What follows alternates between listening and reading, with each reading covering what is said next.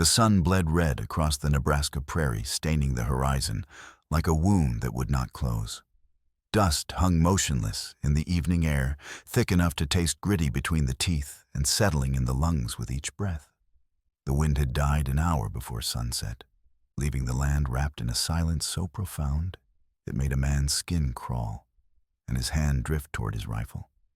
Nayati reined in his bay horse at the crest of a low ridge and studied the scene below, with eyes that had learned early how carelessness bought a shallow grave on the frontier.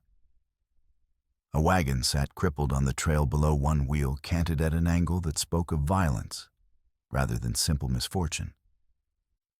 The iron rim had torn loose from the wooden hub, spokes shattered like broken bones. A boy, perhaps 12 summers by his size, though it was hard to judge from this distance, clutched a threadbare blanket around narrow shoulders despite the oppressive heat. His knuckles showed bone white against the dark wool, even from where Nayati sat his horse. Beside him, a woman with silver threading through her dark hair sat on the wagon tongue, working her fingers as though trying to squeeze pain from joints that had suffered too many hard winters. The prairie was too quiet. No birdsong, no insect hum, no rustle of field mice through the dried grass. Only the faint creak of settling wood and the soft stamp of the draft horses' hooves as they shifted their weight tails, swishing at flies that gathered thick in the still air. Nayati's bay shifted beneath him, ears swiveling independently, like a deer testing the wind nostrils flaring wide. The animal smelled what he could only sense, trouble lingering like smoke after a doused fire. Tracks scarred the earth around the wagon, telling their story to eyes trained since childhood to read such signs. 3 horses had circled the wagon twice in a tightening spiral like wolves around wounded prey, then turned back eastward. The hoof prints were deep, pressed into the earth by horses carrying heavy riders, armed men who sat their saddles with confidence. Boot prints showed where they had dismounted and stood close, examining something rifles held ready. The acrid scent of burned black powder still tainted the air, mixing with dust and the sharp copper smell of fear sweat. A rifle shot cracked in the distance, flat and final against the broken hills. The boy flinched so hard he nearly fell, dropping into a crouch that spoke of recent terrible education in the sound of gunfire. The woman's jaw hardened, but she remained still, tracking the sound. With grim familiarity, the look of prey that has been hunted before and knows the hunter's patience. Nayati touched his heels to the bay and began the descent, one hand resting on the Winchester rifle across his lap. Behind him, purple darkness gathered in the east. Ahead, the woman rose, stiffly bracing herself against the wagon wheel, her spine remaining straight despite obvious pain. This was how it began. Nayati dismounted a careful 10 paces distant, letting them see his hands, clearly palms open. The boy shrank back behind the woman, but she held her ground with desperation rather than courage. She was older than he had first judged, past 60 perhaps, approaching 70, with a face carved by hardship and a spine that refused surrender despite the stiffness in her movements. "Evening," she said in English, her accent lifting the word with a European melody he could not immediately place. German or French, perhaps. "We do not wish to trouble you, sir." "You already have trouble," Nayati replied. His English came smoothly after years of trading along the Platte. He gestured toward the ruined wheel. "That will not carry you another mile." The woman glanced at the shattered spokes, then back at him. Her gaze took careful inventory, the eagle feathers in his war bonnet earned in battle, the beaded breastplate his mother had made, the knife at his belt, the rifle. She swallowed hard. "We can manage." "No," Nayati said quietly. "You cannot." He walked a slow circuit around the disabled vehicle. The wagon was well built, better than most immigrant rigs, with iron reinforcements and canvas that had been carefully mended. But there were fresh bullet holes in that canvas, 3 of them punched through from the outside. Someone had fired at this wagon deliberately. Beneath the wagon bed, bolted to the floor with heavy iron brackets, sat a chest. Dark oak, bound with iron straps, the lock gleaming new expensive hardware from a city not a frontier town. Too valuable for poor travelers. Nayati noted this without comment. The boy watched him with eyes the blue of deep water. His wrists, visible when he adjusted his blanket, showed rope burns raw, recent the skin still angry red. Nayati's jaw tightened. He had seen such marks on captives and prisoners. "Where are you headed?" he asked. "Buffalo Crossing." The woman hesitated. "We have family there." A lie, or at best a half-truth. Another distant rifle shot decided the matter. "The nearest safe place is my people's camp," he said. 2 miles along the Willow Fork. You can shelter there tonight." The woman stiffened. Fear flickered in her eyes, the kind bred from newspaper tales, most of them lies. "We cannot impose. You will die out here," Nayati interrupted. "Whoever shot at you will return when darkness is complete. Do you want the boy to watch you die?" Her face paled. She looked at the child, really looked at him, seeing the exhaustion and terror he tried to hide. And something crumbled. "Very well. The boy rides with me," Nayati said. "You follow with the wagon as far as it will travel." The boy Felix, his grandmother called him, scrambled up behind Nayati's saddle, thin arms circling his waist. The woman Pauline Lemaire climbed onto the bench and took up the reins. As they moved through gathering darkness, Felix pressed against Nayati's back, trembling. When they reached the willow hollow where the Lakota camp lay, cook fires glowed against the dark. Men reached for weapons before recognizing Nayati. His uncle Chaitin strode forward, face hard as stone. He was tall, scarred from temple to jaw, a gift from a cavalry saber. "You bring white trouble into our circle," he demanded in Lakota. "I bring people who will die otherwise," Nayati replied evenly. Chaitin's gaze moved over Pauline and Felix, lingering on the boy's rope-burned wrists, the bullet holes. His expression remained stern, but he stepped aside. "One night. Then they leave." Inside the wagon, hidden among quilts, lay another figure, a young woman, pale and fever-bright, her breathing shallow and labored. Pauline moved to her quickly. "My granddaughter Caroline," Pauline said quietly. "She has been ill since we fled Buffalo Crossing. The doctor warned that another shock might stop her heart." Nayati fetched water and clean cloth without asking why they had fled. When Caroline woke briefly, her eyes were intelligent despite the fever.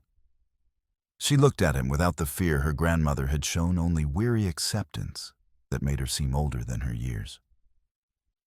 "Thank you," she whispered. That night, as the camp settled, Nayati sat with Chaitin and 2 elders near the fire. They spoke in low voices, words sharp with old anger. "Your brother died from a railroad guard's bullet," Chaitin reminded him. "You held him while his blood soaked the earth, and now you shelter white people who bring violence to our doorstep." "I remember," Nayati said quietly. His brother's death was a wound that would never heal. "But these people are hunted, not hunters." "Let the white men kill each other," Gray Bear muttered. "Their wars are not ours." "They have water," Nayati said. "The woman her dead son owned Blue Crow Spring. If someone takes it from her, they will fence it. We will suffer." The elders were silent because it was true. Before anyone could speak again, a sound shattered the night, a boy's choked scream. Felix thrashed against Blanket's hands, clawing at his mouth, as though fighting a gag no longer there. His eyes were open, but unseeing, trapped in nightmare. Pauline wrapped thin arms around him, holding him through the shaking, whispering in French, until the terror ebbed. The boy sagged against her, weeping silently. Chaitin watched in silence. After a long moment, he sighed. "One night," he repeated. "But if their enemies come here, we fight." Nayati kept watch through the darkness, counting hours until dawn. Dawn broke gray and cold mist rising from the creek. Nayati was examining the broken wheel when the lookout whistled sharply. 3 riders appeared on the ridge, descending without hesitation, confident men expecting no resistance. Long dusters flapped around their legs. Rifles rested across their laps. The camp stirred. Women pulled children toward the lodges. Men reached for weapons. Nayati stood slowly positioning himself between the riders and Pauline's wagon. The lead rider was lean and sun-scorched with a dusty hat pulled low. He reined in 10 paces away and spat tobacco juice. "Morning," he drawled without warmth. "Name's Bill, Dusty Bill. We're here for the woman and the boy." "They are under my protection," Nayati said. Dusty Bill smiled without humor. "Got a paper here says different." He pulled a folded document from his coat. "Sheriff's order. Says the woman Pauline Lemaire is unsound of mind. Says her legal guardian is Jeremiah Pike, owner of the Goldwater mine. He sent us to bring her back." Pauline stepped forward, voice steady despite her pallor. "I am not unsound. Jeremiah Pike murdered my son to steal what is rightfully mine." Bill's smile widened cold. "Paper says you are. Now you can come quiet, or we can make this ugly." "She goes nowhere," Nayati said. "Step aside, Injun. This is white business. This is my camp. That makes it my business." For a moment, the hollow held only the creak of leather and stamp of horses. Then Bill nodded to his men. "Take them." The scarred man reached for his revolver. Nayati's Winchester spoke first. The sharp crack echoed off the willows, and the man's hat flew from his head. The camp exploded, Lakota hunters dropping into cover, arrows and bullets snapping through the air. The scarred man took an arrow through the shoulder and fell into the mud screaming. The third rider bolted back up the slope, blood streaming from his arm. Bill fought, his horse face flushed with fury. "You just made a fatal mistake," he shouted. "Pike's got the sheriff, the judge, and 20 guns. We'll burn this camp to ash." He spurred away. The wounded man lay groaning. Chayton and 2 warriors dragged him to the fire and dropped him there. The man clutched his shoulder, blood seeping between his fingers, face gray with pain. Pauline knelt beside him, voice hard as iron. "You will tell us everything, or you will bleed until there is nothing left."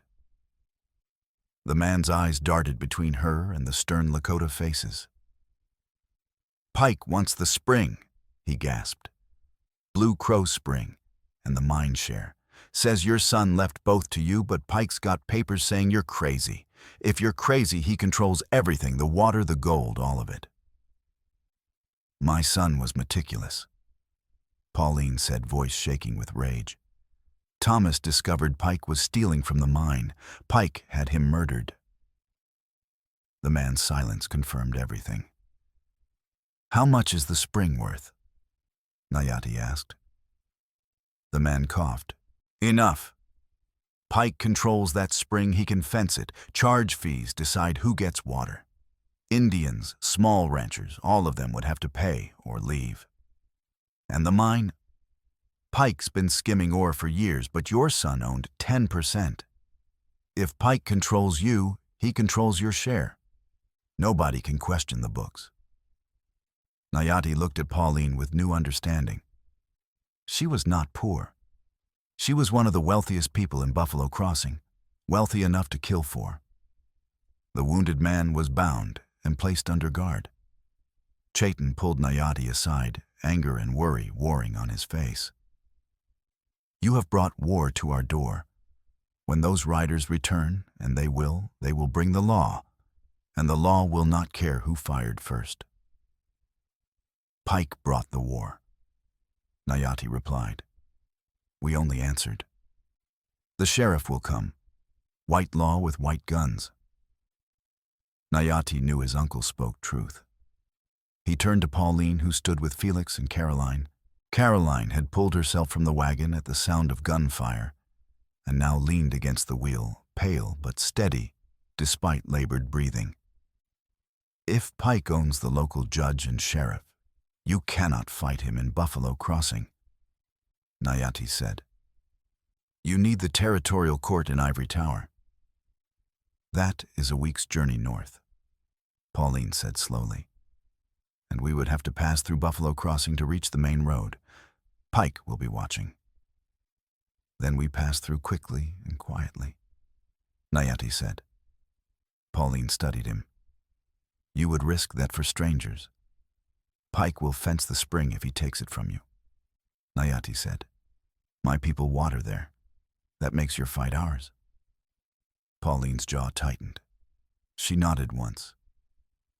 "If I win, I will sign a written agreement.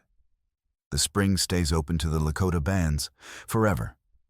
No fees, no restrictions.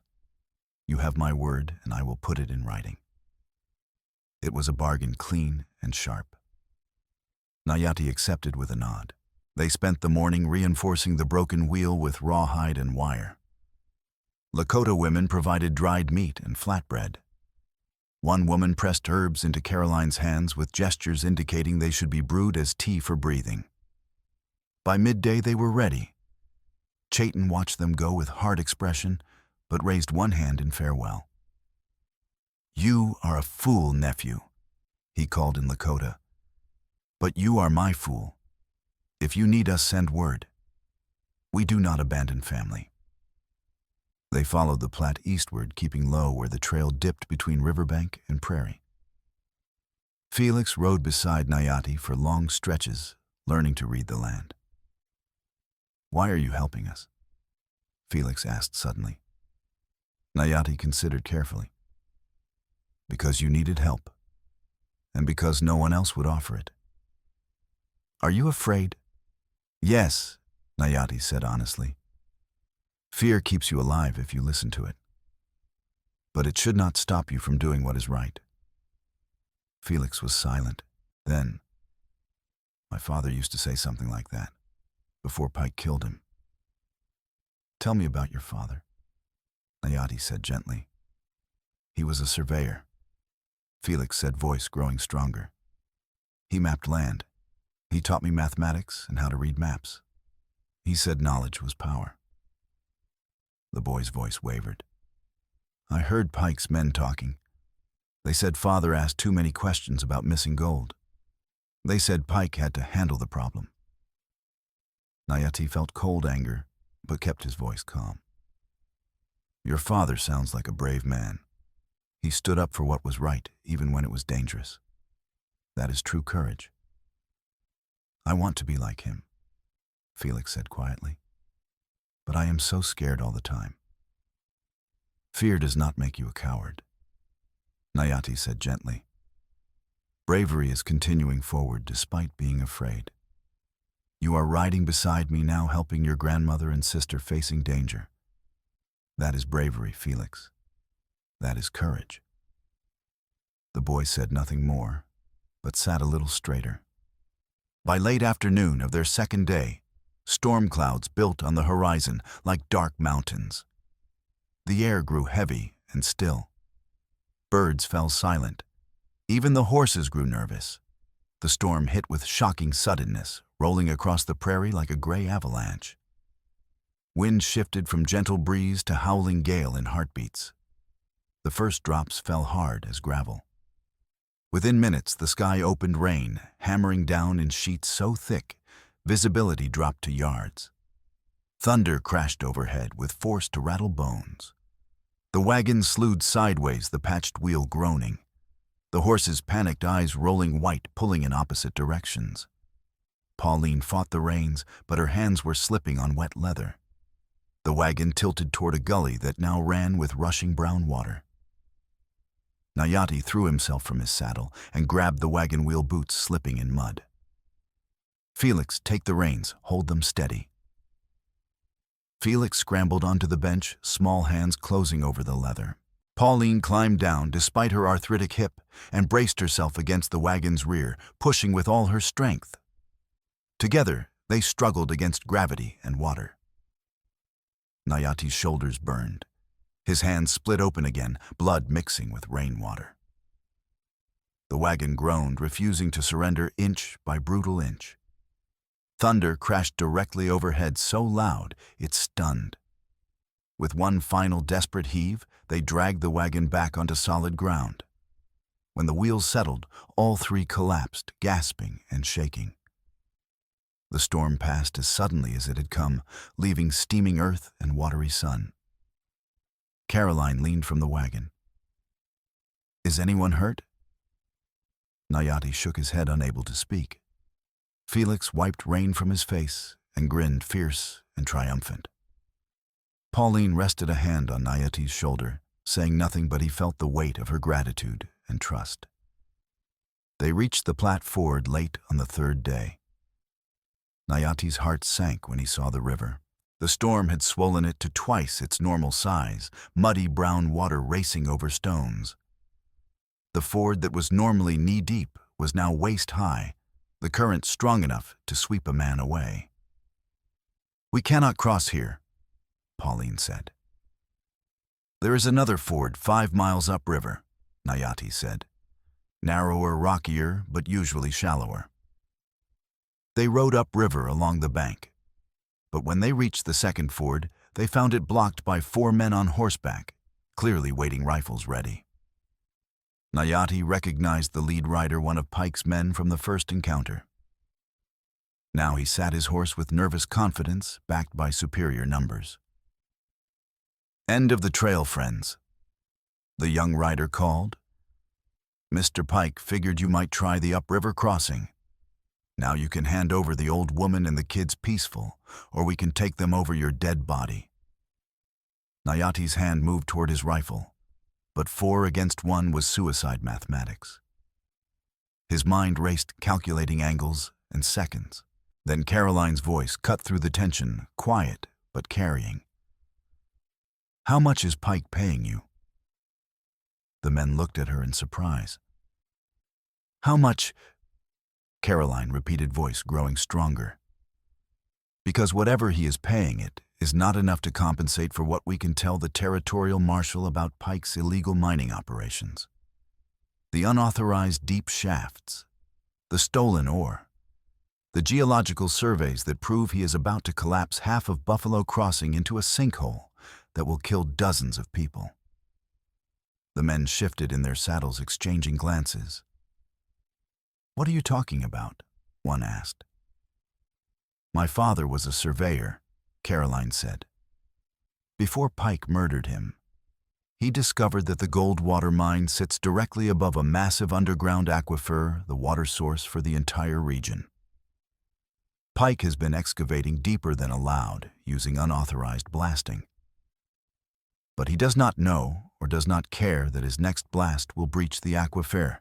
When that happens, the mine will collapse, and so will every building in the northern section of Buffalo Crossing, a sinkhole a 1/4 mile across." "You are lying," the young rider said, but his voice carried uncertainty. "Am I?"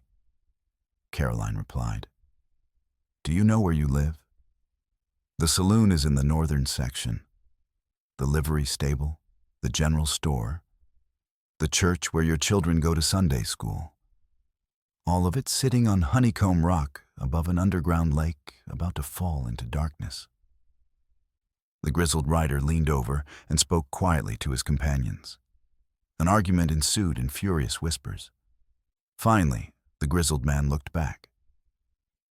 "You got proof of this?" "In my father's survey notes," Caroline said. "Complete geological analysis. He tried to warn Pike. That is why Pike killed him, to silence him about the danger. Because stopping the deep excavation would cost Pike money, and he values gold more than human life." Another whispered conference. Then the grizzled rider backed his horse aside and gestured for them to pass. "Go. We never saw you." "Agreed." "Agreed," Caroline said. They rode through the gap tents and waiting for bullets that never came. Once safely past, Nayati looked at Caroline with wonder. That was either the bravest or most foolish thing I have ever witnessed. It was the truth. Caroline said simply, then doubled over, coughing blood speckling her handkerchief. And truth is sometimes the only weapon we have. Buffalo Crossing materialized from the prairie like a fever dream, weathered buildings that looked temporary even in their permanence. A single street of clapboard structures pressed against the immense emptiness. The saloon listed slightly paint peeling. The livery stable, general store, telegraph office, doctor's surgery, all worn and tired. When Nayati rode in at the head of Pauline's wagon, conversation on the boardwalks died. Men stopped mid-motion. Women pulled children back. A dog slunk away. The silence was total and oppressive. Nayati kept his face neutral and his hand near the Winchester. This was not spontaneous hatred. This was calculated malice backed by money and power. The doctor's surgery stood at the street's far end, a narrow building with a sign reading, Dr. Andrew Collins, physician and surgeon. Nayati helped Caroline down, and she leaned heavily on his arm, each breath obviously a battle.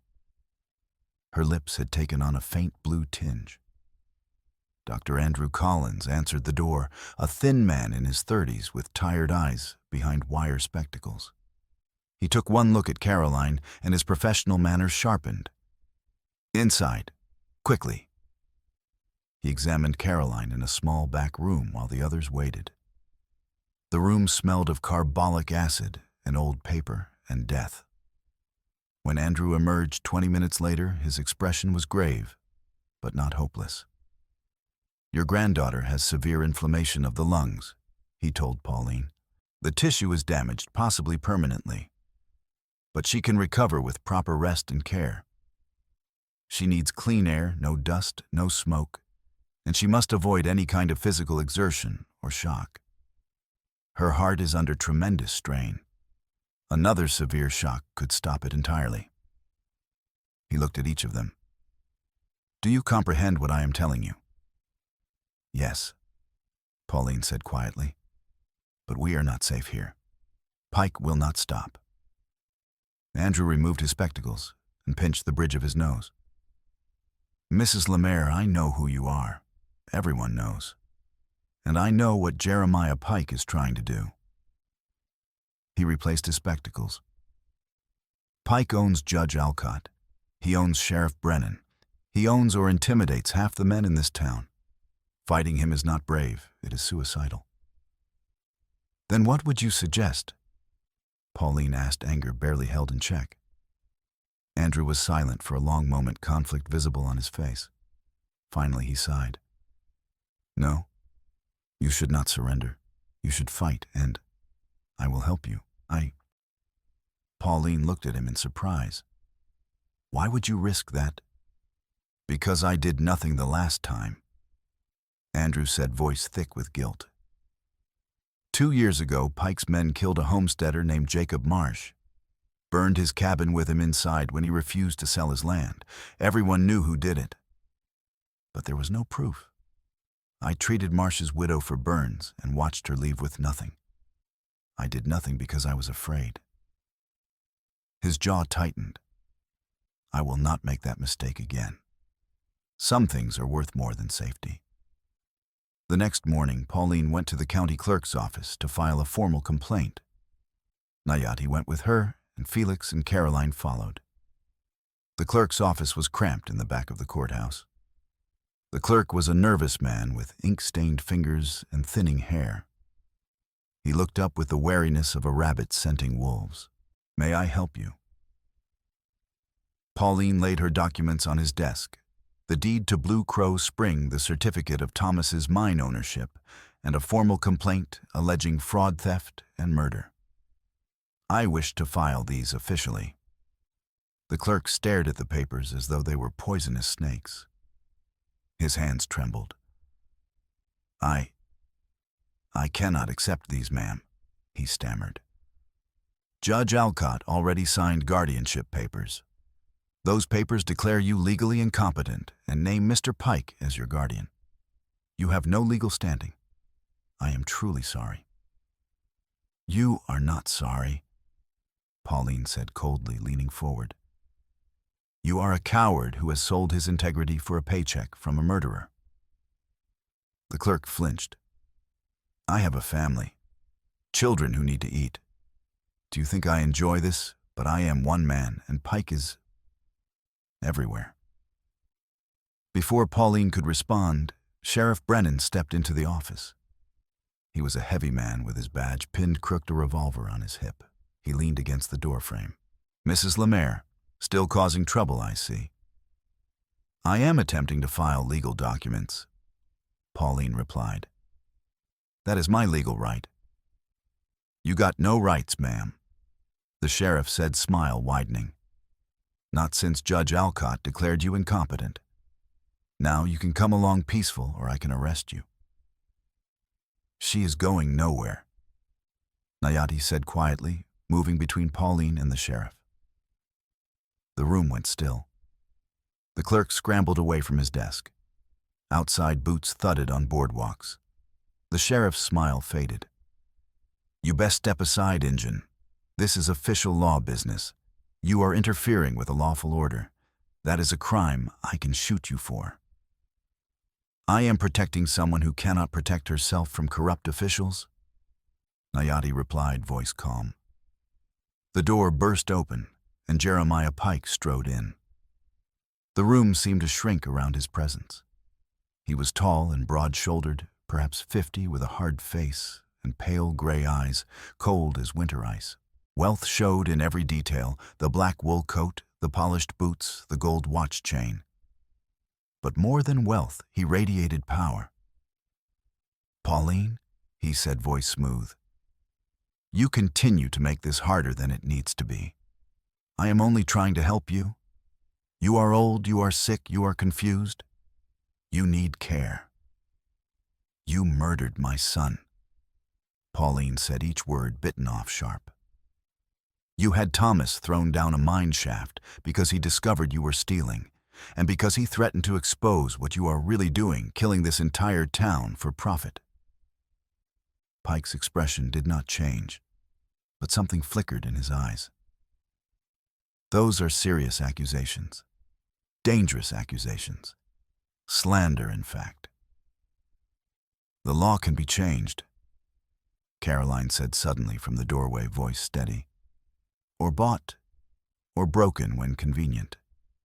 We all know which one you prefer, Mr. Pike. But eventually the truth comes out. And when that happens, all your money and power will not save you from justice." Pike's gaze shifted to her surprise, crossing his features. "You should be resting, Miss Lemaire. You look dreadfully unwell. Another shock to your system might well be fatal. I would hate to see you come to harm." The threat was unmistakable. Caroline's face went paler, but she did not back down. "I will rest when you are in chains, Mr. Pike, or swinging from a gallows. I am not particular which comes first." Tense silence filled the office. Outside, Pike's riders had gathered hands on gun belts. One, a big man with dead eyes, reached through the doorway and grabbed Felix roughly by the shoulder, trying to drag the boy into the street. Nayati moved without thought. His hand shot out and seized the man's wrist, twisting with brutal efficiency. Bone cracked audibly. The man screamed and stumbled back. In an instant, revolvers were half-drawn on all sides, hammers clicking back. The air crystallized with imminent violence. "Enough, P.E." Dr. Andrews shoved through the crowd, arms spread wide. "What is wrong with all of you?" he shouted. "There are children here, women witnesses. If you start shooting, the whole territory will hear about it. Reporters from Omaha will descend like locusts. Territorial marshals will investigate. Is that what you want?" A woman's voice joined his. Arabella Stone, the schoolteacher, stern with steel-gray hair. She grabbed the sheriff's gun arm. You want the territorial governor asking why a sheriff allowed a massacre in his town? Think you fool. The moment hung suspended. Then Pike raised one hand, small gesture, loaded with authority. His men stepped back. Revolvers slid into holsters. "This is not over, Pauline," Pike said quietly, voice carrying worse promise than any shout. "You cannot hide from the law forever." He turned and walked out, his men following. They walked back toward the livery stable through hostile streets. That evening, Caroline insisted on examining a knife cut across Nayati's forearm he had not noticed during the courthouse chaos. She heated a needle in lantern flame and stitched with practiced efficiency despite trembling hands. "You can curse if it helps," she murmured, concentrating. "I have endured worse," Nayati replied, watching her face in lamplight. "Where did you learn this?" "My father," Caroline said quietly. "Thomas taught me many things young ladies are not supposed to know. Surveying mathematics, cartography, how to read geological formations, how to shoot accurately, and how to treat injuries." She paused. "He said knowledge was the one thing no one could take from you." "He sounds like a wise man." "He was the best man I ever knew." Caroline said, a tear tracking down her cheek. "And Pike murdered him for it. For being honest, for standing up, for caring more about truth than profit." She tied off the final stitch. "There, try to keep it clean." When she handed him water, their fingers brushed and lingered. Neither pulled away. "Why are you really helping us?" Caroline asked quietly, gray eyes searching his face. Nayati was silent, considering how much truth to speak. Finally, "My brother was killed 3 years ago by a railroad guard. Shot down for standing on land the railroad wanted. I was there. I held him as he died. I sang the death songs, and I could do nothing to get justice because the law protected the man who killed him." He met her eyes. "I will not watch that happen again if I have the power to prevent it. I will not stand by while innocent people are murdered for profit. That is why I help you. Because I must, or I am no better than the cowards who let my brother's killer walk free." Caroline nodded slowly, understanding in her expression. "Then we help each other. We both fight for justice. And maybe, if we are very lucky, we both survive." "Maybe," Nayati agreed, but privately, he doubted survival was likely. The next afternoon, Caroline retrieved something from the wagon's hidden compartments, a battered iron surveyor's case. Long and cylindrical, it looked like a dozen others carried by surveyors.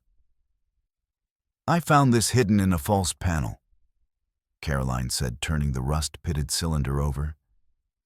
It was sealed with wax at both ends, which seemed strange. She worked at the cap, and finally it came free. Rolled maps slid out wrapped in oilcloth. But beneath the maps, folded with meticulous care, lay other documents, a letter in Thomas's hand, a small leather notebook filled with calculations, and detailed geological cross-section drawings. Pauline's breath caught. Her hands trembled as she reached for the letter. "That is Thomas's writing," she whispered. Nayati unfolded the letter carefully and began to read aloud. "Mother, if you are reading this, then I am dead, and the circumstances are almost certainly not what they appear. I write this as insurance, as evidence, and as warning. For 8 months, I have been investigating serious irregularities in the Goldwater mine's financial records. Ore shipments do not match weights recorded by the freight company. The difference is substantial, over 2 tons of high-grade ore in the past year, representing thousands of dollars. I confronted Jeremiah Pike 2 days ago. His response was rage-cold, calculated rage. He threatened me directly. He said men who ask too many questions sometimes have terrible accidents. He said I should think carefully about what would happen to you and the children if I were not around to protect you. But I have discovered something far worse than financial fraud, Mother. Something that makes the stolen gold seem trivial. During my last survey of the new excavations Pike has been conducting without proper permits, I was granted access to the deep shafts. What I found there terrified me.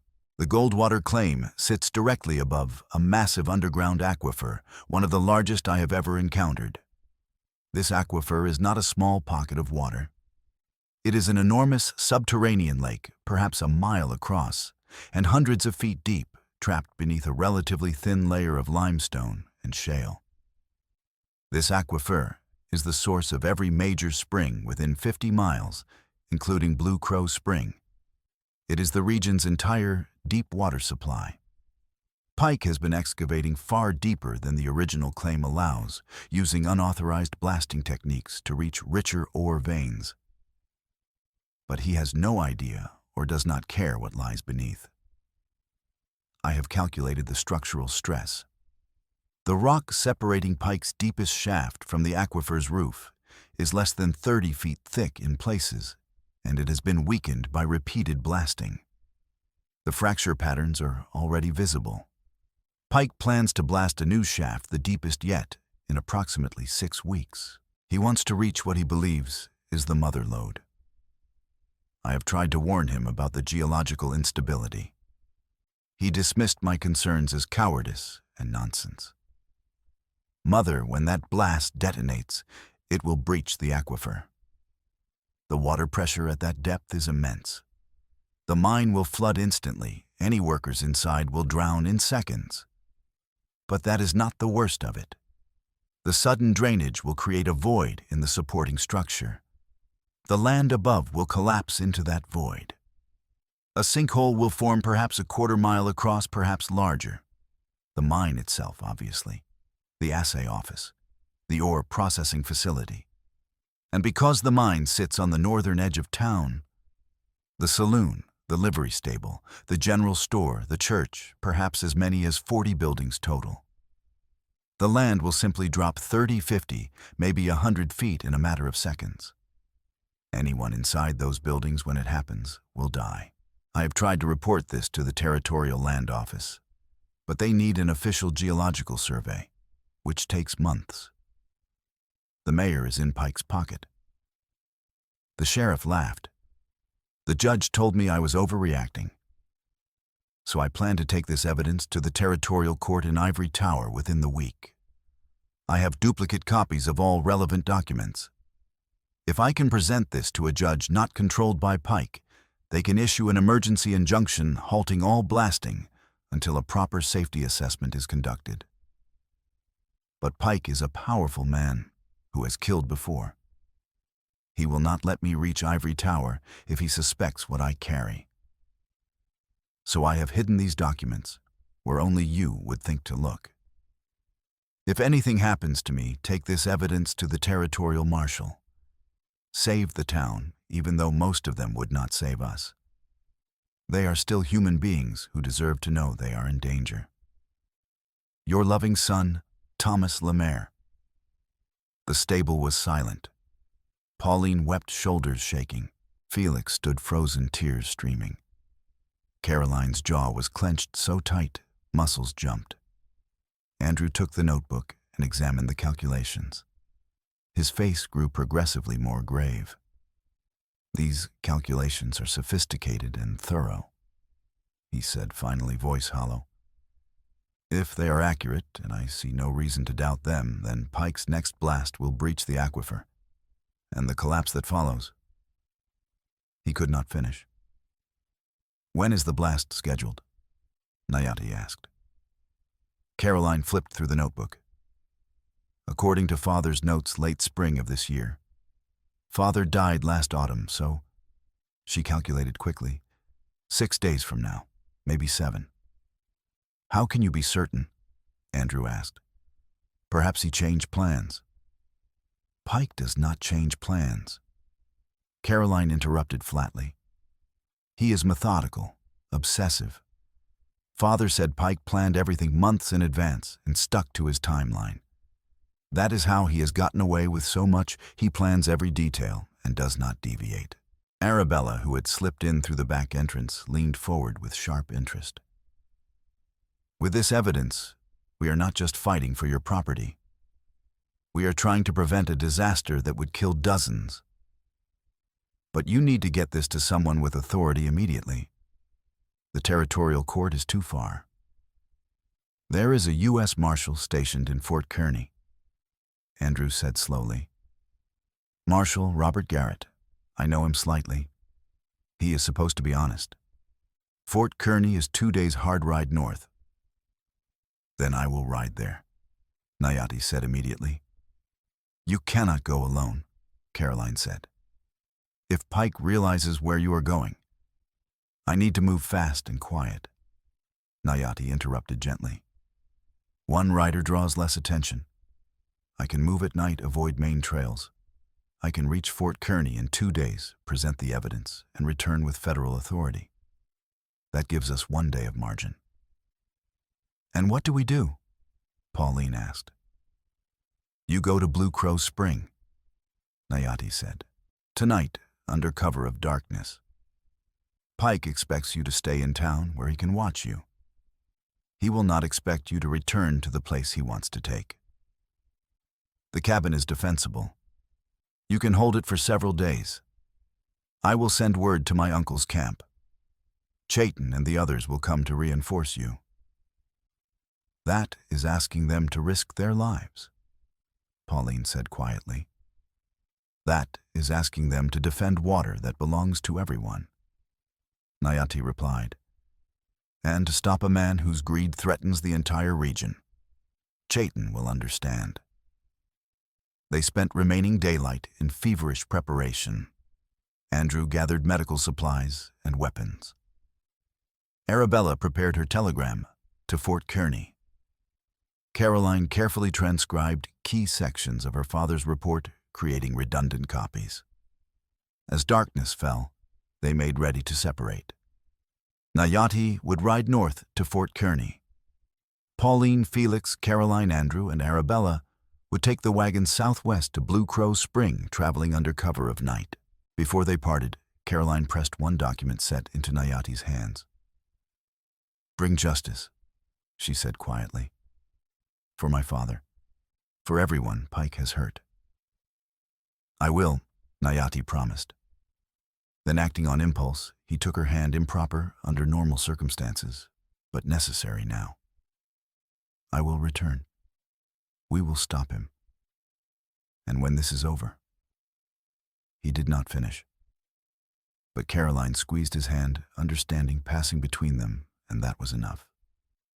Then he mounted his bay horse and rode north into darkness, carrying evidence that could save hundreds of lives.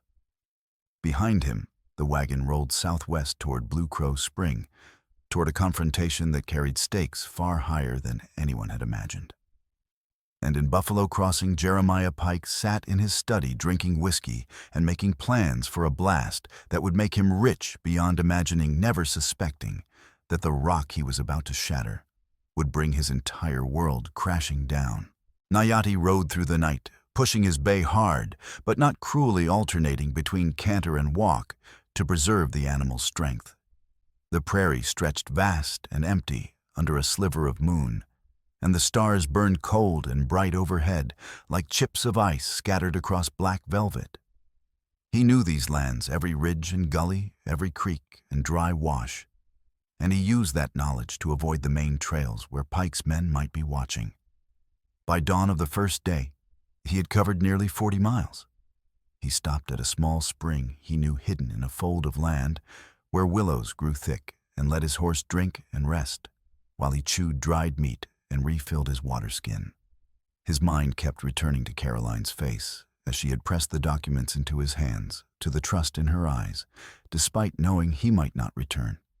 He forced himself to rest for 2 hours, knowing that exhaustion would slow him more than the brief pause. Then he mounted again and rode on, angling northwest now, toward where Fort Kearny sat on the Platte River, a military outpost established to protect wagon trains heading west on the Oregon Trail. The second night brought fog rolling in thick from the river, reducing visibility to a few yards. Nayati dismounted and led his horse on foot, trusting touch and memory more than sight. Once he heard riders passing close by, their voices carrying across the fog-muffled landscape, and he froze until they passed. Whether they were Pike's men or simple travelers, he could not tell, but he took no chances. He reached Fort Kearny as the sun broke through the fog on the morning of the third day. The fort was not what civilians imagined when they heard the word "no high wooden walls or watchtowers." It was simply a collection of low sod buildings arranged in a rough square around a parade ground, with corrals for horses and a few outbuildings for storage. But it flew the American flag, and that flag represented authority beyond Pike's reach. Nayati rode directly to the commandant's office, where a young lieutenant initially tried to turn him away. But when Nayati mentioned Marshal Garrett's name and said he carried evidence of multiple murders and imminent mass disaster, the lieutenant's demeanor changed. Within minutes, Nayati found himself in a small office facing a weathered man of perhaps 50 with sharp eyes and a marshal's star pinned to his vest. Marshal Robert Garrett listened without interruption as Nayati laid out the situation: Thomas Lemaire's murder, Pike's theft, the guardianship fraud, and most critically, the geological danger posed by the planned blast. He spread Thomas's documents and geological diagrams across Garrett's desk with hands that trembled slightly from exhaustion. Garrett studied the documents with meticulous care, occasionally asking sharp questions that showed he was no fool. He paid particular attention to the geological survey and the calculations showing the structural instability.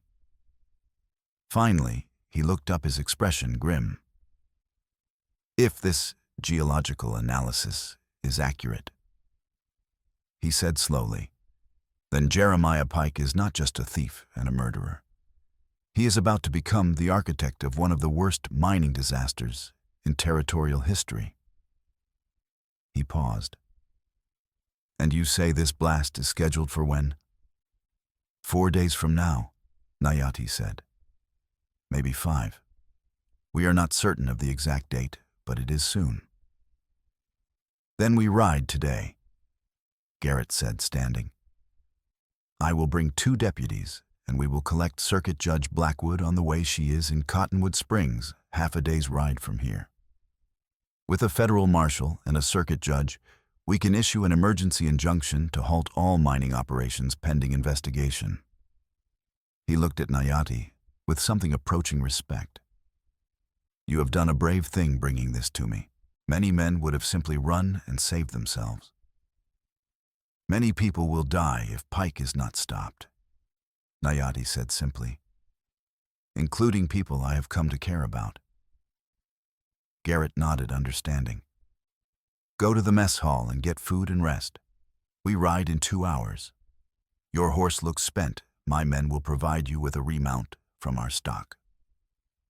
While Nayati was riding to Fort Kearny, Pauline's small group made their way slowly toward Blue Crow Spring. They traveled by night and rested during the day, hiding the wagon in gullies or stands of trees where it would not be easily spotted from a distance. Caroline's condition worsened with the strain of travel. Her breathing grew more labored, her lips more blue, her periods of wakefulness shorter and more confused. On the 3rd night, they finally reached Blue Crow Spring, just as dawn was breaking. The cabin still stood where Thomas had built it 5 years earlier. Solid logs chinked with mud and moss, a stone chimney, narrow windows, and a heavy door. Pauline stood in the doorway and wept, one hand pressed against the frame her son had shaped with his own hands. "He built this for us," she whispered. "A home that was ours, that no one could take away. And I left it. I ran. He would understand." Caroline said gently, though speaking cost her visible effort. "He would want you alive." "It is not empty anymore," Pauline said, straightening her spine with visible effort.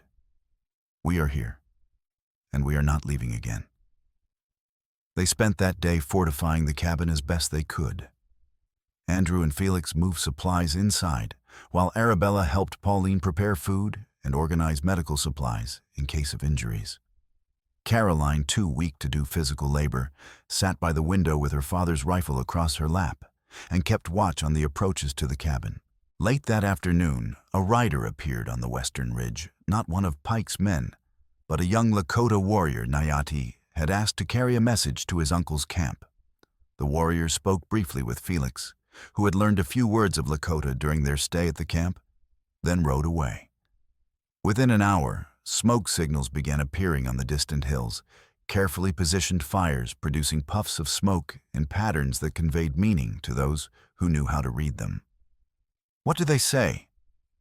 Pauline asked Felix, who had been watching the signals with intense concentration. I think they are saying help is coming," Felix said uncertainly. "Nayati taught me some of the basic patterns, but I am not very good yet." His guess was correct. As the sun set on that third day, Lakota warriors began arriving in small groups, Chayton leading the first group of 5, then Naomi with 3 others, then Red Hawk and Swift Otter with 2 more. In total, perhaps 15, Lakota warriors took up positions around the cabin, and the spring bringing with them extra rifles, bows, arrows, and most critically knowledge of how to fight from defensive positions against superior numbers. Chayton approached the cabin and spoke with Pauline through the door, his English halting but adequate.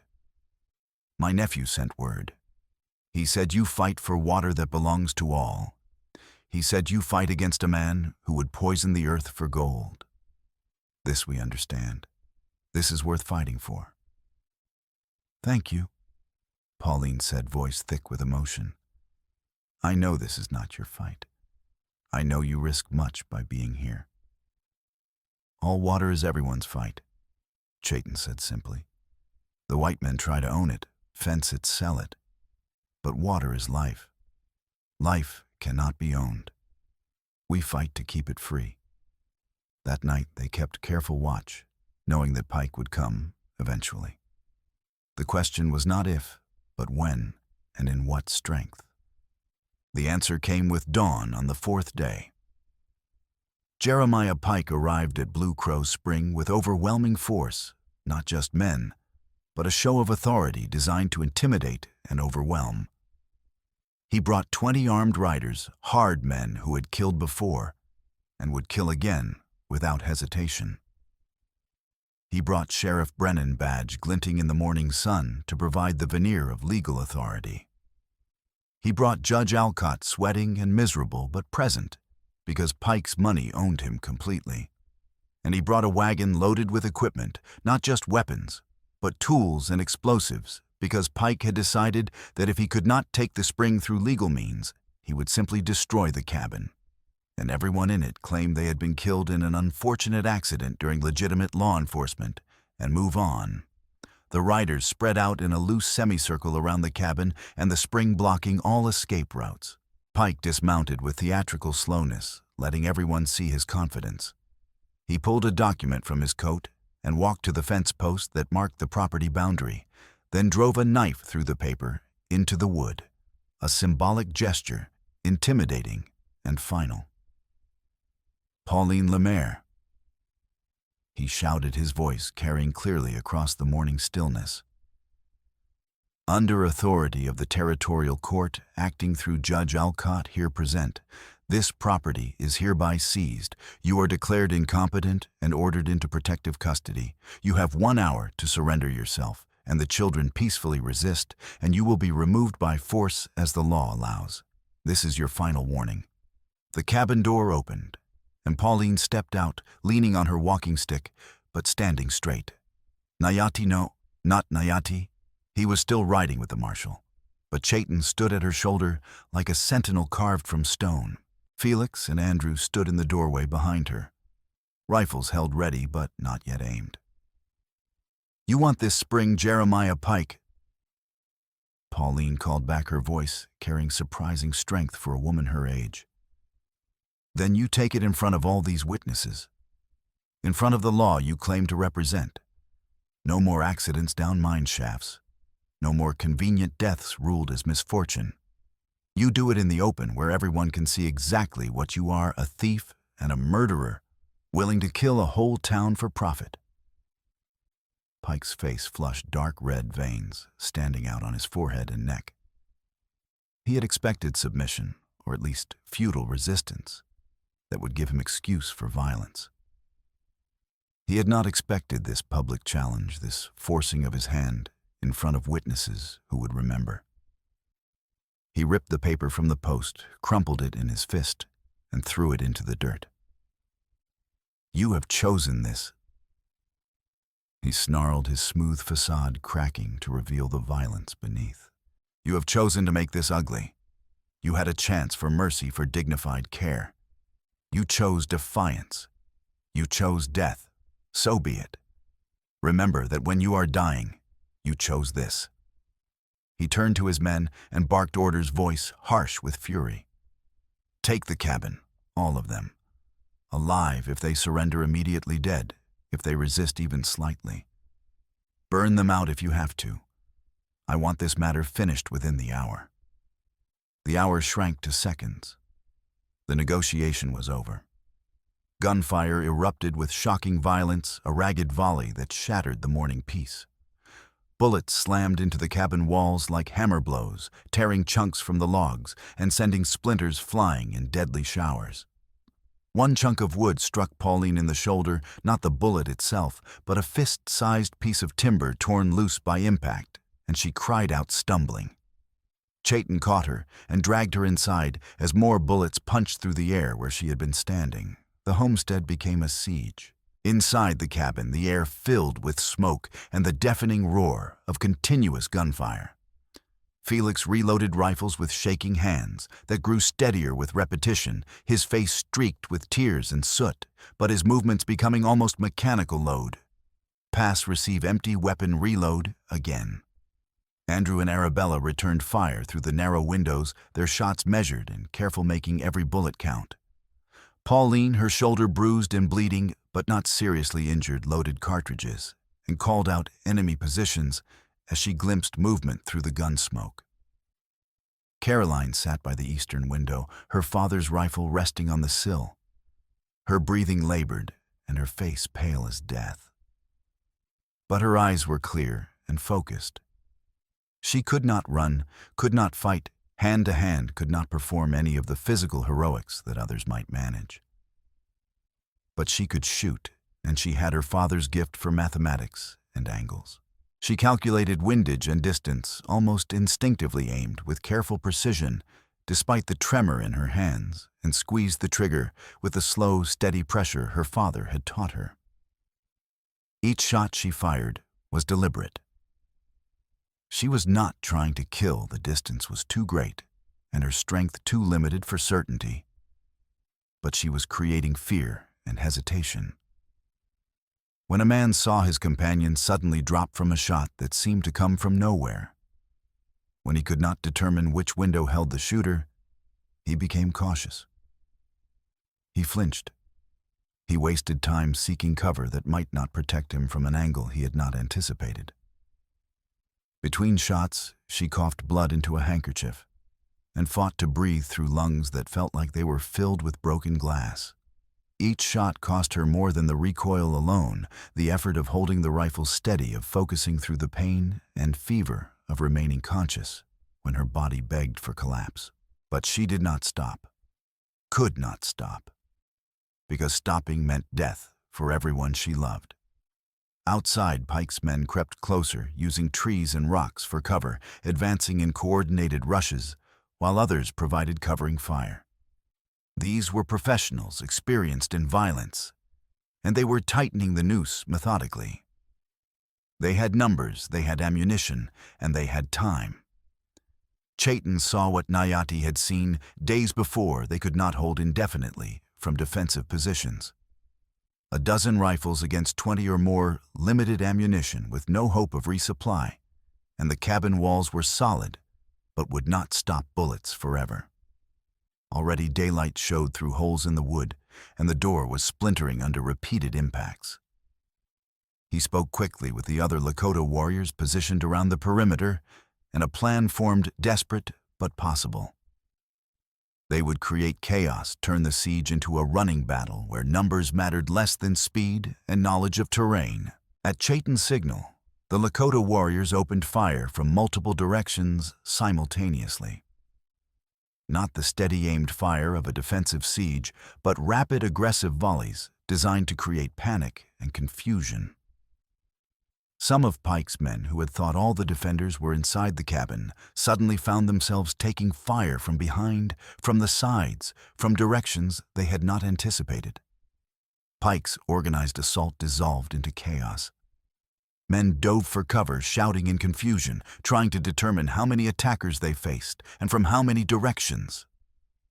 Return fire became wild and undisciplined. The careful coordination broke down into every man trying to save himself. But Pike was not finished. He had brought equipment for exactly this contingency. If overwhelming force failed, he would use fire and explosives. He sent 3 men running to the wagon to retrieve what they had brought: dynamite and kerosene. If he could burn the cabin or blast it to pieces, he could claim whatever story he wanted afterward. Dead men told no tales.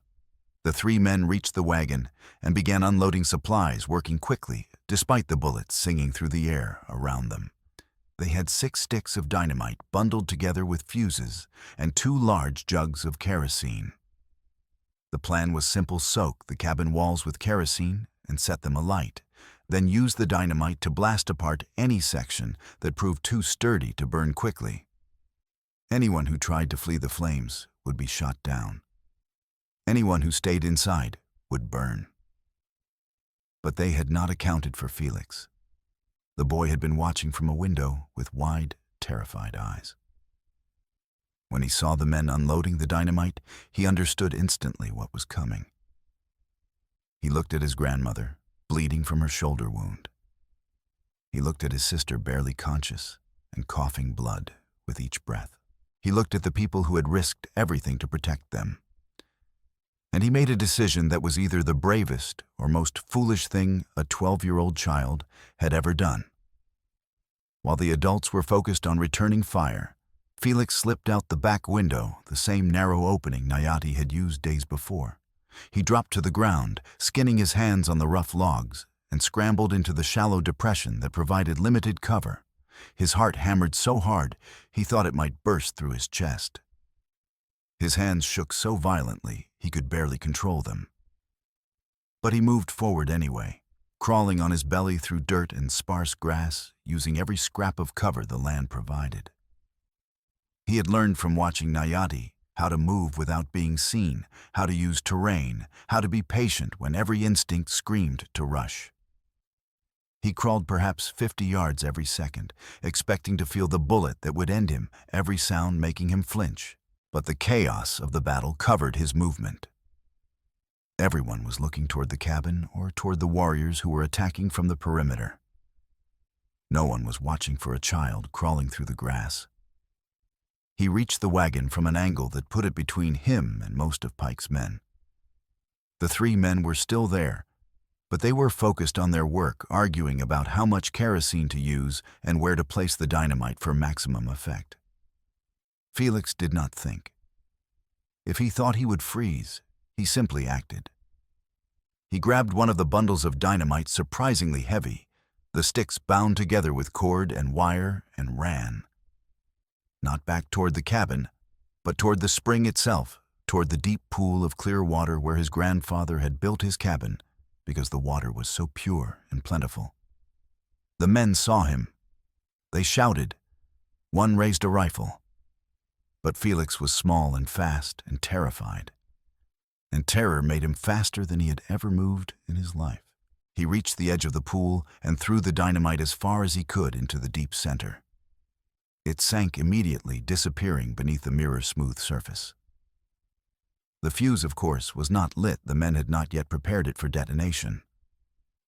But none of them knew that Felix knew that. They saw a frightened child throw their dynamite into water, and they reacted with panic rather than thought. "It is in the water," one of them screamed. "If it goes off, it will—" He did not finish because Chayton's rifle spoke from a nearby ridge, and the man went down. The other two scrambled for cover, abandoning the remaining kerosene and dynamite at the wagon. Felix ran back toward the cabin legs, pumping lungs burning, expecting every second to feel the bullet that would kill him. He had perhaps 20 yards to cover, then 15, then 10. A bullet kicked up dirt at his feet. Another cracked past his ear close enough that he felt the shock of displaced air. 5 yards. 3. Hands grabbed him and yanked him through the cabin door. He collapsed on the floor, sobbing with terror and relief, and Pauline threw herself over him, protectively shielding him with her body. "You foolish, brave, beautiful boy," she whispered into his hair. "You foolish, wonderful child." Outside, Pike saw his best weapon neutralized by a child, and his assault degenerating into chaos. His face contorted with rage and desperation. He made the decision that would seal his fate. "Forget the cabin," he roared at his men. "Forget the old woman. We go to the mine. We detonate the new shaft now today. If I cannot have this spring, I will have my gold, and they can all drown when the aquifer breaks. Mount up, everyone, to the mine now." Some of his men hesitated, confused by the sudden change of orders. But Pike was already running toward his horse, and those who followed orders without question mounted quickly and spurred after him. Within minutes, more than half of Pike's force was thundering away from Blue Crow's Spring, riding hard toward Buffalo Crossing and the Goldwater Mine.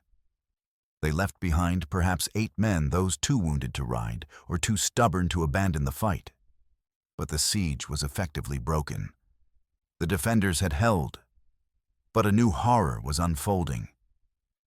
If Pike reached the mine and detonated that blast, everything Thomas Lemaire had predicted would come to pass. The aquifer would breach. The town would collapse. Dozens, perhaps hundreds, would die. Chayton understood this, even without speaking English fluently. He looked at Pauline through the gun smoke and saw the horror in her eyes. "He goes to make the mountain fall," Chayton said in his halting English. "To break the water and kill the town." "Yes, yes," Pauline whispered. "He will kill everyone to avoid losing." "Then we follow," Chayton said grimly. "We stop him, or we die trying."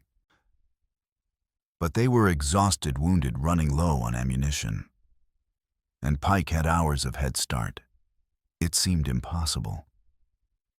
Then the sound of hoofbeats came from the north, many horses riding hard. For a moment, everyone tensed, thinking Pike had circled back with reinforcements. But the riders who appeared were not Pike's men.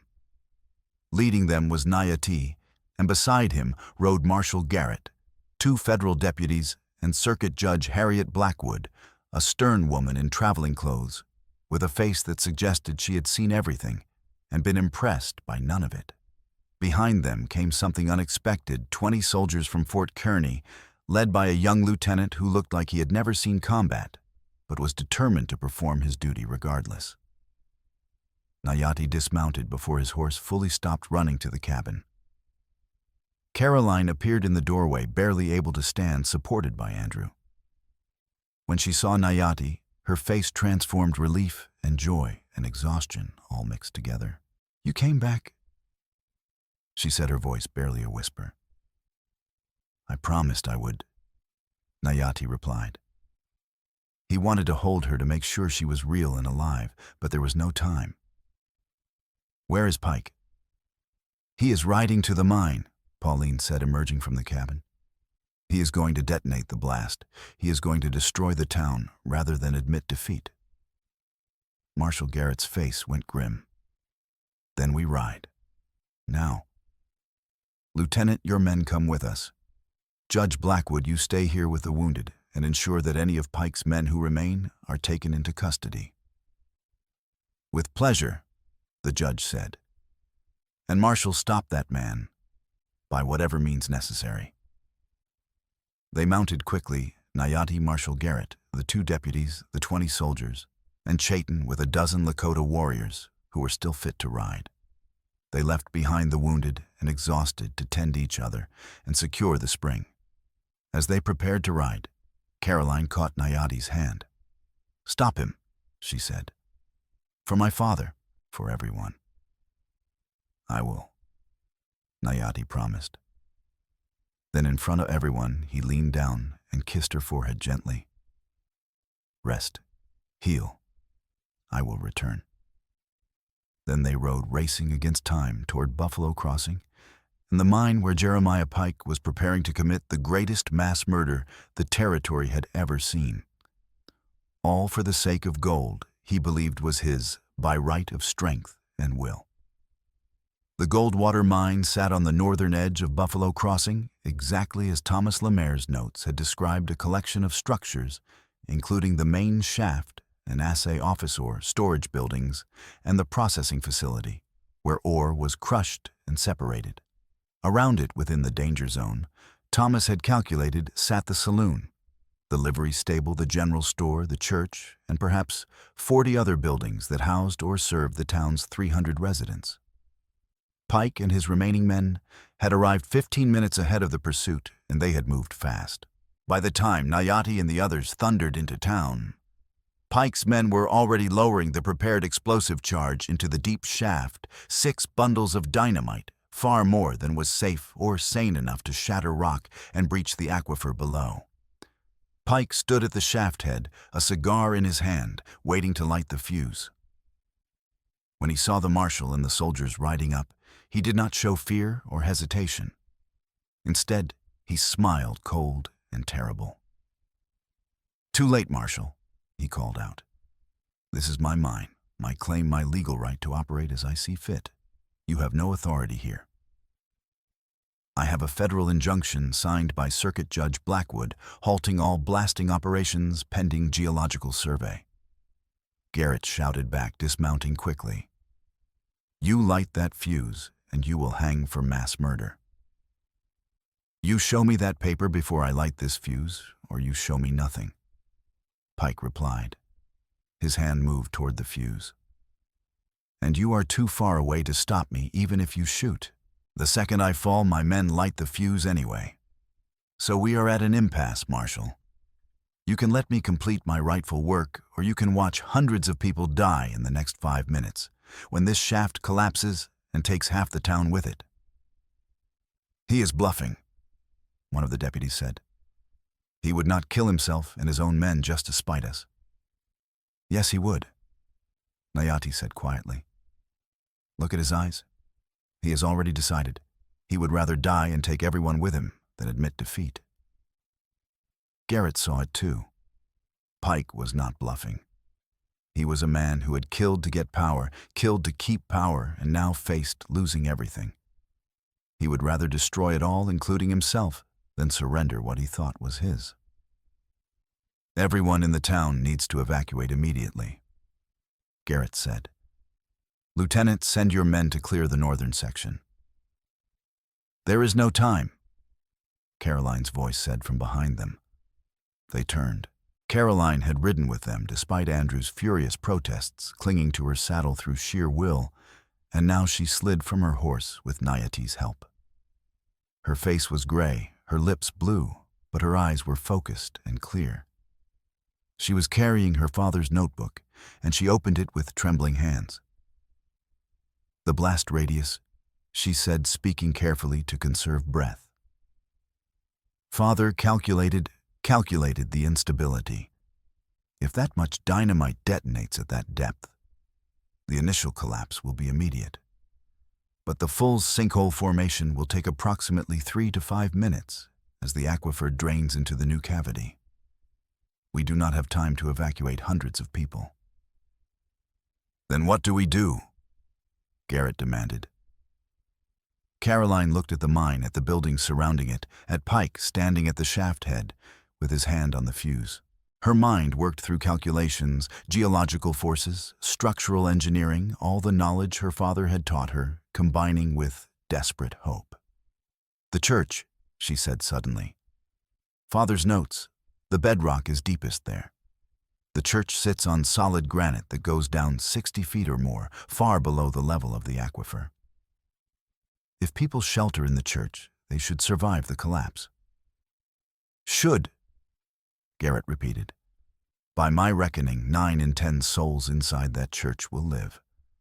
Most caught in the collapse zone will surely die." It was not much of a plan, but it was the only plan they had. Garrett made the decision instantly. "Lieutenant, take 10 men and go door to door in the danger zone. Tell people there is an emergency. Do not explain everything, or they will panic. Tell them to go to the church immediately and shelter inside. Move." The lieutenant and his men scattered, running into the streets, shouting at the top of their lungs. People emerged from buildings confused and frightened. Some resisted. Some demanded explanations. But the soldiers were insistent, and slowly people began moving toward the church, families with children, shopkeepers abandoning their businesses, even the bartender from the saloon herding his customers toward dubious salvation. Pike watched this with growing fury. "You cannot stop this," he screamed. "This is my land, my mine. You have no right." "Jeremiah Pike." Garrett called back his voice, carrying the weight of federal authority. "I am placing you under arrest for fraud, theft, conspiracy to commit murder, and attempted mass murder. Surrender yourself and order your men to stand down." Pike's response was to lower the lit cigar toward the fuse. "Stop him," Garrett shouted. Rifles cracked. Bullets struck the rock around Pike, but he was partially shielded by the shaft head structure, and the shooters were trying not to hit the explosives by accident. Pike flinched back but did not fall. Nayati moved without conscious thought. He sprinted toward the shaft head, running faster than he had ever run, covering the distance in seconds that felt like hours. Pike saw him coming and lowered the cigar to the fuse. Nayati tackled him an instant before flame touched the waxy cord. They crashed to the ground in a tangle of limbs, rolling in the dirt, fighting for control. Pike was older, but heavy and desperate, fighting with the strength of a man who had nothing left to lose. He clawed at Nayati's eyes, drove a knee into his ribs, hard enough to crack bone gouged, and bit like a wild animal. Nayati fought back with technique and will, using leverage and speed against brute strength. They rolled close to the shaft edge, so close that loose rocks tumbled into the darkness below.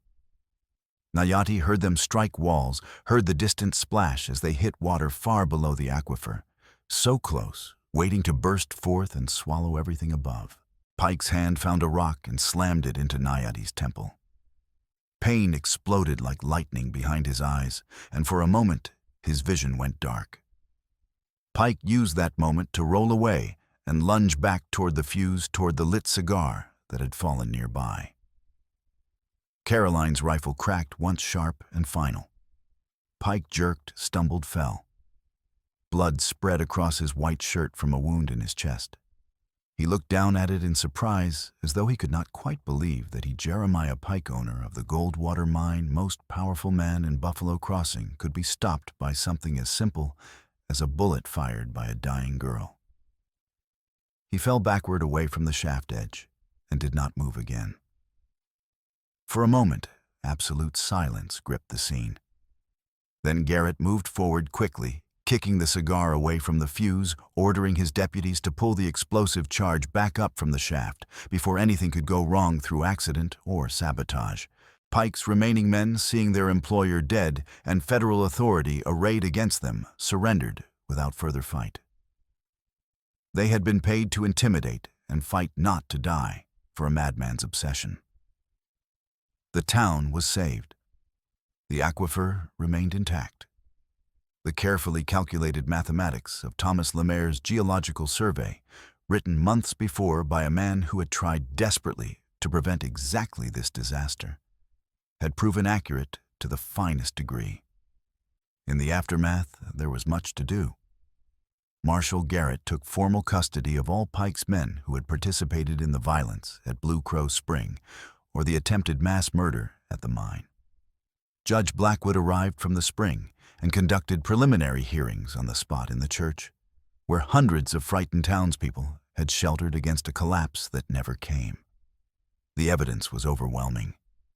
Thomas Lemaire's notebook and geological survey, the testimony of Caroline, Pauline, and Felix about Pike's threats and his attempted murder of them, the testimony of Andrew and Arabella about Pike's corruption of local officials, the testimony of several of Pike's own men who, facing certain hanging for their participation in attempted mass murder, turned witness against each other and against their dead employer. Sheriff Brennan and Judge Alcott were arrested on charges of corruption and conspiracy. The clerk offered immunity in exchange for testimony, provided detailed records of every bribe Pike had paid, every document he had forged, every legal manipulation he had used to maintain power. The full scope of Pike's crimes became clear. Thomas Lemaire was not his first victim. There had been at least 7 other suspicious deaths over the years, men and women who had stood in Pike's way or who had discovered aspects of his criminal enterprise. The homesteader Jacob Marsh, whose widow Andrew had treated, was only one name on a long list of Pike's victims. Buffalo Crossing, once firmly in Pike's grip, began the slow process of cleaning house. New elections were called for sheriff and mayor. Judge Blackwood promised to remain until the territorial government could appoint a replacement for Judge Alcott, who was neither corrupt nor corruptible. And the town, which had nearly died because of one man's greed, came together to thank the people who had saved them, though that gratitude was complicated and awkward for many who had to confront their own prejudice and cowardice. Formal recognition of the Lakota warriors who had helped defend Blue Crow Spring came slowly, but it came. At Marshal Garrett's insistence, and with Judge Blackwood's legal backing, a ceremony was held in the town square, where Chayton and the other warriors were publicly thanked and given certificates of commendation signed by the territorial governor himself, documents that might mean little in practical terms, but which acknowledged in writing and before witnesses that they had risked their lives to save white settlers from disaster. Pauline kept her promise with meticulous care. With Andrew and Arabella's help, and with lawyers provided by Judge Blackwood, she drafted a comprehensive legal agreement granting permanent free access to Blue Crow Spring to all Lakota bands with specific clauses preventing future sale or restriction. The document was translated into Lakota and carefully explained to Chayton and the elders, who examined every phrase with justified suspicion. Before agreeing, it was fair and binding. Nayati signed as witness for his people his mark and his name in English, side by side, a bridge between two worlds that might, with effort and time, learn to coexist. 6 weeks after the battle at Blue Crow, spring official papers arrived from the territorial capital. Pauline Lemaire was declared legally competent, all fraudulent guardianship papers were voided, and her full ownership of Blue Crow Spring and Thomas's share of the Goldwater mine was confirmed. Additionally, she was awarded substantial damages from Pike's seized estate money she had never sought, but which represented some small compensation for all that had been taken from her. On paper, she was now one of the wealthiest women in the territory.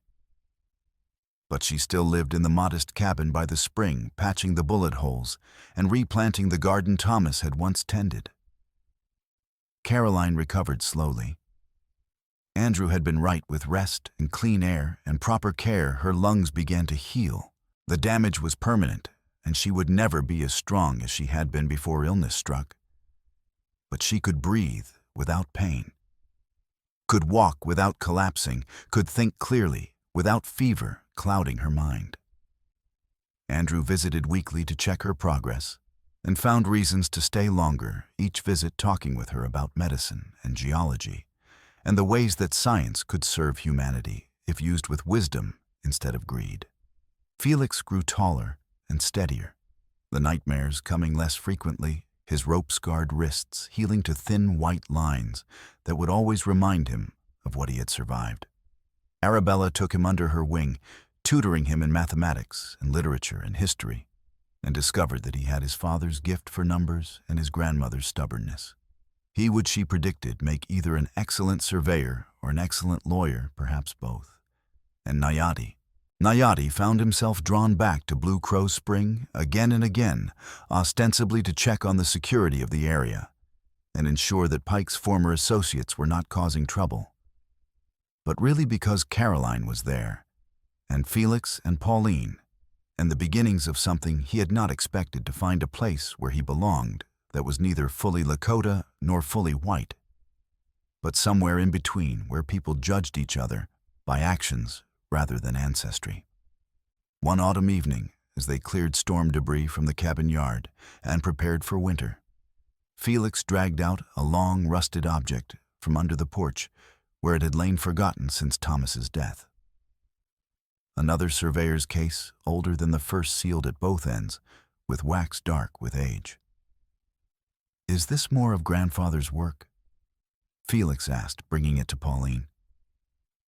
Pauline's hands trembled as she pried it open, breaking ancient wax seals. Inside were items Thomas had hidden long ago, a handful of gold coins worn smooth from handling, a small leather notebook filled with writing, and a carefully folded map marked with survey lines and property boundaries. The notebook was dated from years before Thomas's murder, when he had first begun working at Blue Crow Spring. It detailed plans he had been developing, establishing Blue Crow Spring as a neutral way station, where travelers from all backgrounds could water horses, trade goods, and rest safely. He had sketched out fair fees for cattlemen, negotiated prices for supplies, and even drafted partnership agreements with both white homesteaders and Lakota bands for mutual protection and trade. His plan had been ambitious, but practical: create a place where law meant something, where water belonged to everyone, where disputes were settled by fair dealing instead of violence.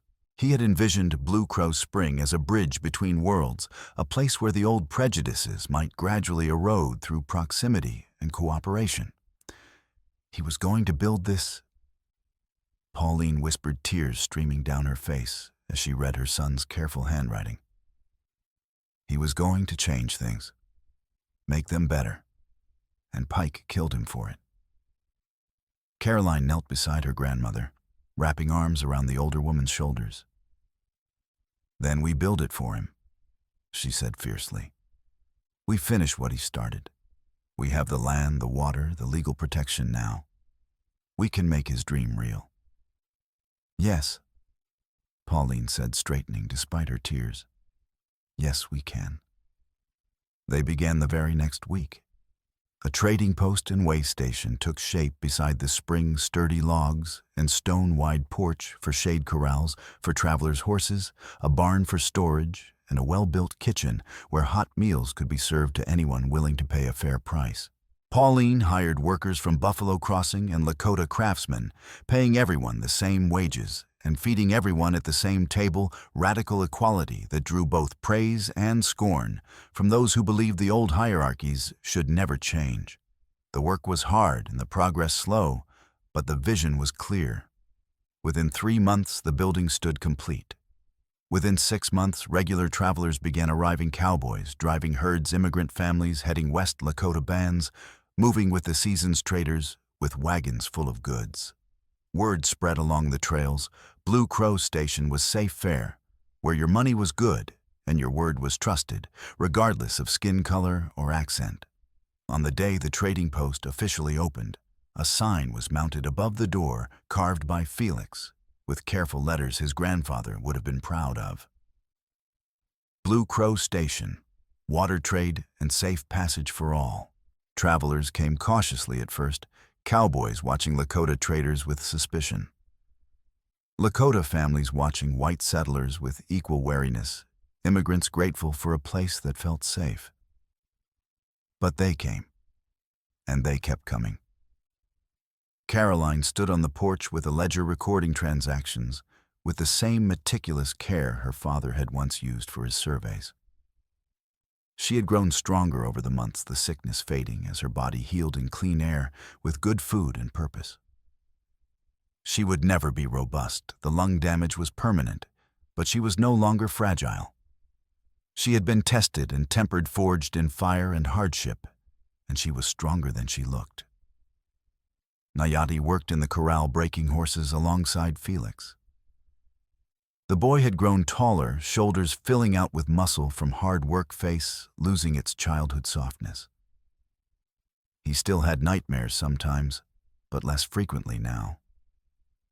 He was learning to live with his scars instead of being defined by them.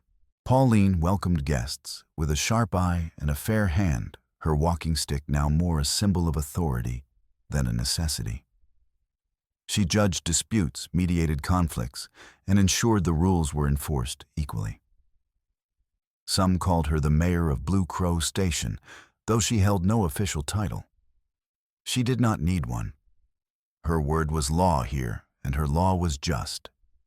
One day a rider brought news from Buffalo crossing the Goldwater mine under new management, and with proper geological oversight, had reopened safely with strict depth limits and mandatory safety inspections. The town was prospering cautiously, carefully, having learned that unchecked greed led to disaster. Thomas Lemaire's name had been entered into the territorial record as the surveyor, whose work had saved hundreds of lives, and a small monument had been erected in the town square, listing his contributions to geological safety. That evening, as light faded and stars appeared, Caroline and Nayati sat together on the porch of the trading post. She rested her head on his shoulder, and he wrapped an arm around her, both too tired for words, but comfortable in silence. Felix was asleep inside, sprawled in a chair with a book fallen from his hands. Pauline hummed an old song as she mended a shirt by lamplight, her needle moving with steady rhythm. "Do you ever regret it?" Caroline asked quietly, her voice barely audible over the evening sounds of crickets and distant cattle. "Stopping for us that day on the trail. All of this could have been avoided if you had just ridden past." Nayati thought for a long moment, considering the question seriously. "No," he said finally. "I do not regret it. You gave me something I did not know I needed." "What?" she asked, lifting her head to look at him. "A reason to believe the world can be better than it is," he said, meeting her gray eyes. "And someone to build that better world with. Someone who understands that different worlds can share the same home if people are willing to work for it." She smiled a real smile that reached her eyes and erased years of sorrow from her face. She lifted her hand and traced the line of his jaw with gentle fingers, a touch that spoke of affection earned through fire and hardship. "Then let us keep building," she said softly. "Yes," he agreed. "Let us keep building." And they did. For the rest of their lives, through drought and flood, through hard winters and seasons of plenty, through conflicts that required mediation and friendships that required nurture, through the births of children who would grow up speaking both English and Lakota, and through the deaths of elders who had fought to make this peace possible. Blue Crow Station stood as proof that different people could live and work together if they were willing to fight for it. The spring never ran dry. The trading post never closed its doors. And the names Lemaire and Nayati became woven together in the stories travelers told. A Lakota warrior and a wealthy immigrant family who had found each other on a dangerous trail and built something that lasted, something that proved justice and fairness were not just empty words, but possibilities worth fighting for, worth bleeding for, worth building stone by stone and day by day. Years later, when Felix was a man grown and a surveyor like his father, he carved a monument from smooth river stone and mounted it beside the spring. The words carved in both English and Lakota were simple. "Here lies water belonging to all. Here stands justice serving all. Here begins proof that different worlds can share one home." Built on the courage of those who refused to run and the sacrifice of those who gave everything so others could be free. Beneath were names Thomas Lemaire, who dreamed it and died for it. Grey Wolf, who fought for it and gave his life defending it. Pauline Lemaire, who refused to surrender what was right. Felix Lemaire, who found courage when courage was required. Caroline Lemaire, whose intelligence and determination saved hundreds. And Nayati Lakota warrior, who chose mercy over safety and built bridges instead of walls. The spring continued flowing clear and cold and pure, nourishing a basin that had become something rare on the wild frontier, a place where the promise of justice was more than empty words, where law meant the same thing for everyone, and where the future was built on cooperation instead of conquest. And on quiet evenings, when the wind whispered through the cottonwoods and the water reflected stars like scattered diamonds, people said you could still feel the presence of those who had fought here, not as ghosts haunting the living, but as memory woven into the very earth, reminding everyone who came after that some things were worth more than gold, and that the greatest wealth was not what you owned, but what you protected for those who would come after.